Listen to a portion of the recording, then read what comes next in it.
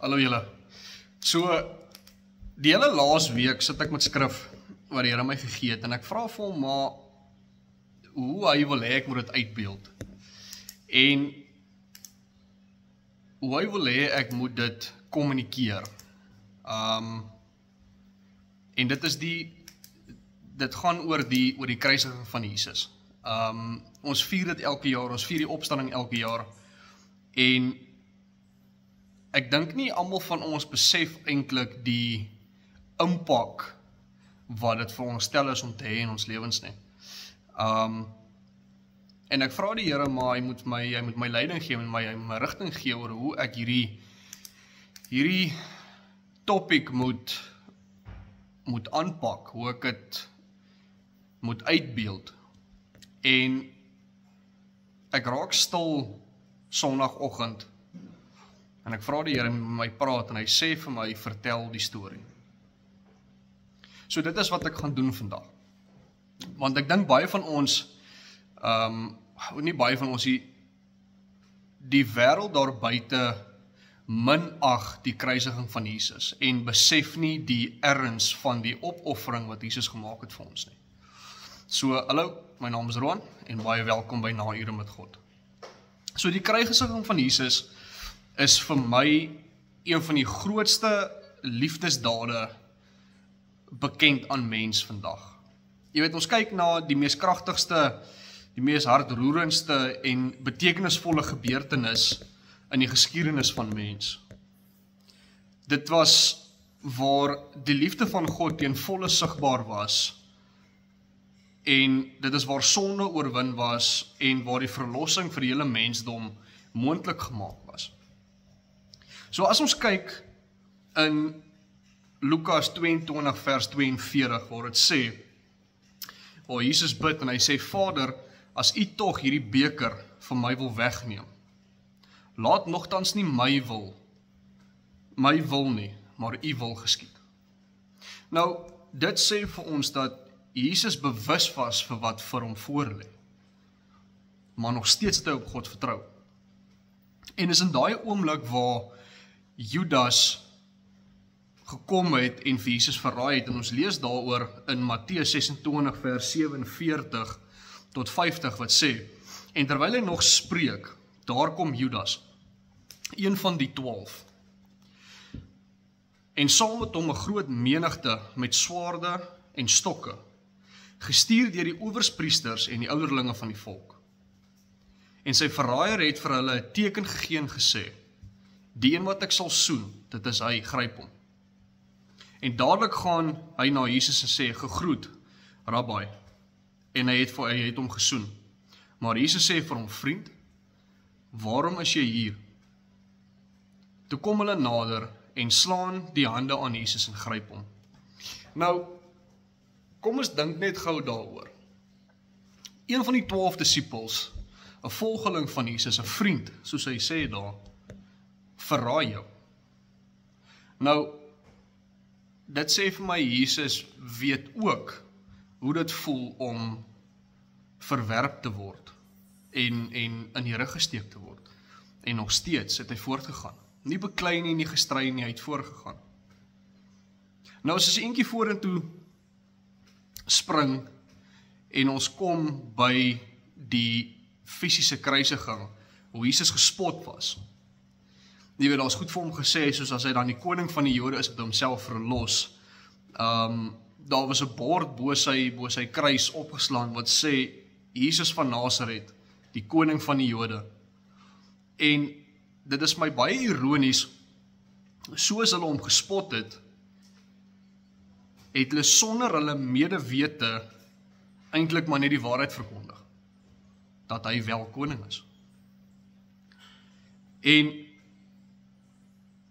in 2 Korintiërs 5 vers 21 staan daar, want hy het hom wat geen sonde geken het nie, sonde vir ons gemaak, sodat ons kan word geregtigheid van God in hom.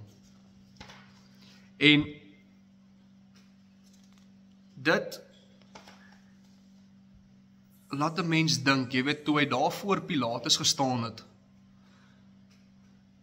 is dit van daai oomblikke gewees waar hy in enige, in 'n oogblik, legioene van engele kon kry, om hom uit daai situasie te haal.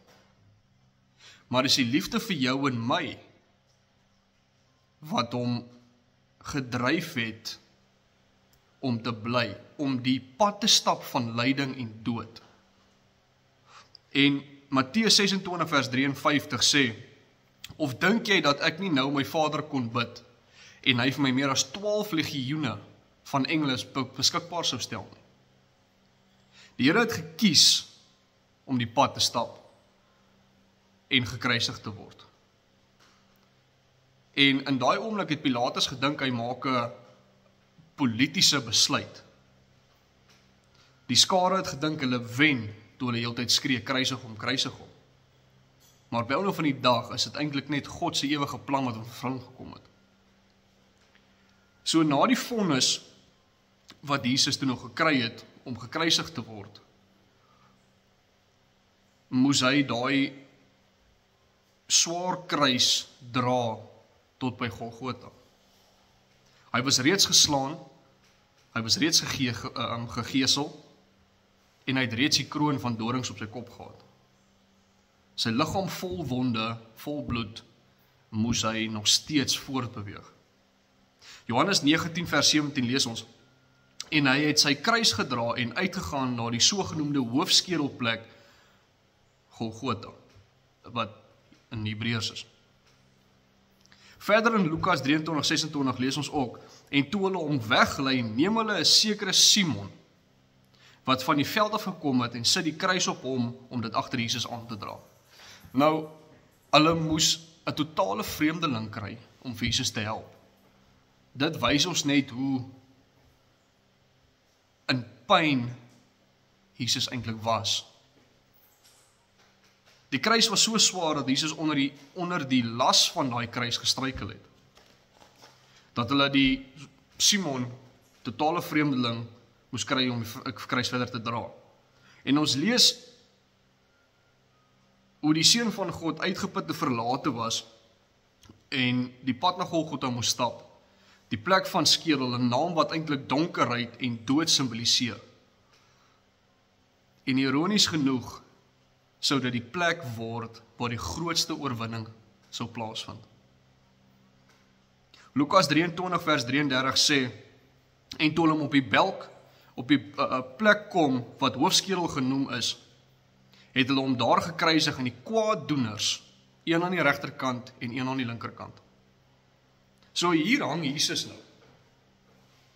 'n man wat geen sonde ken nie, tussen twee sondaars. Hy het geen misdaad gepleeg nie.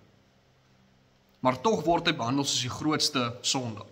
Jesaja 53 vers 12 het dit eintlik voorspel en sê, daarom sal ek hom 'n deel gee onder die grootes.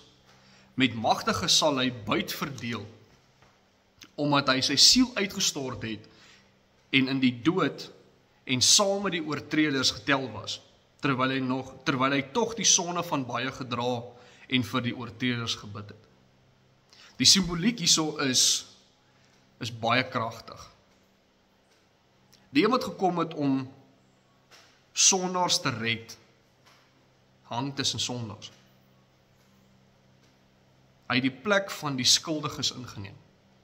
Hy het die plek van jou en my ingeneem. Nou dink dit gou wat dit beteken. Dink net die liefde wat daar getoon word.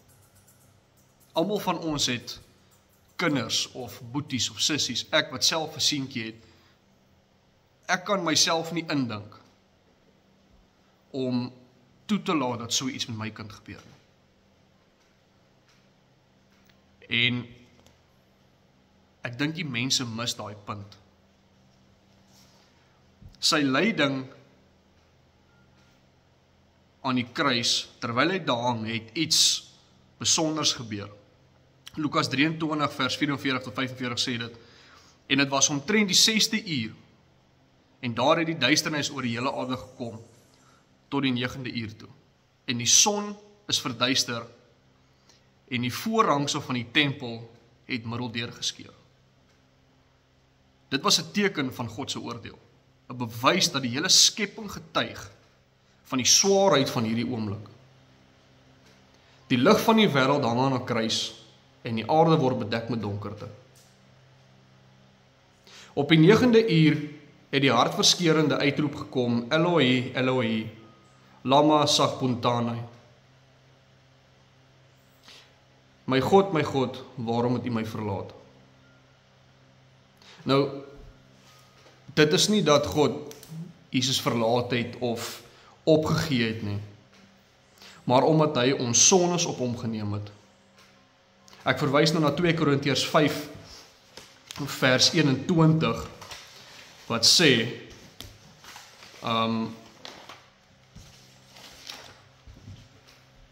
want hy het hom wat geen sonde geken het nie, sonde vir ons gemaak, sodat ons kan word geregtigheid van hom, geregtigheid van God in hom. So op hierdie oomblik dra Jesus die volle gewig van die wêreld se sondes. Elke leuen, elke moord, elke onreg, elke rebellie teen God, alles op homself. Hy voel die pyn van skuld wat hy nooit gedoen het nie, wat ons verdien. Hy voel die skeiding wat sonde bring. Jesaja 59 vers 2 sê vir ons, maar julle ongeregtighede het 'n skeidingsmuur geword tussen julle en julle God. En julle sondes het sy aangesig vir julle verberg, sodat hy nie hoor nie. Jesus ervaar daai skeiding, sodat ons nooit daardie verlating hoef te beleef nie.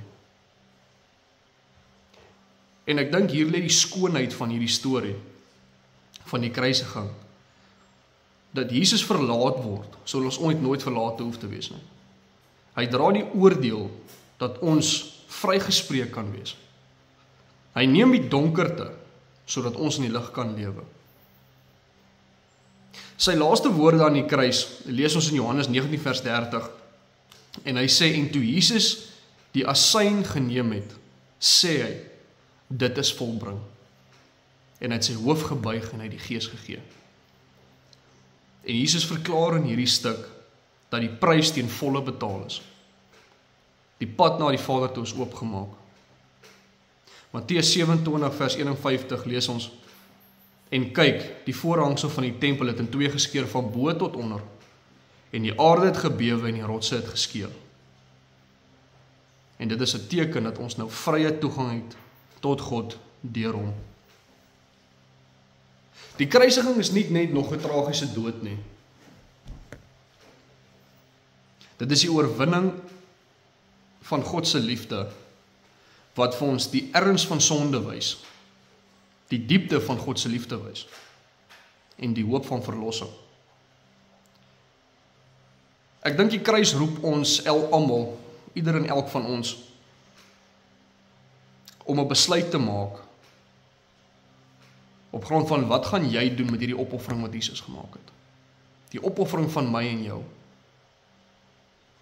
Wat gaan jy daarmee maak? Gaan jy hom verwerp soos die soldate?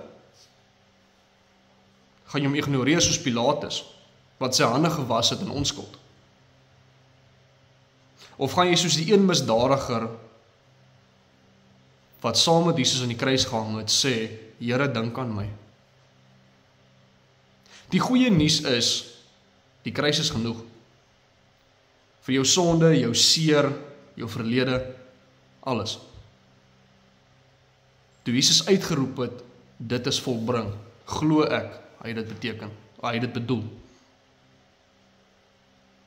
Die kruis is nie net nog 'n simbool nie. Dit is die plek waar God se liefde jou persoonlik ontmoet. Mag jy hierdie week leef met 'n bewustheid dat Jesus jou so lief gehad het, dat hy sy lewe vir jou gegee het. Baie dankie, seën vir die week.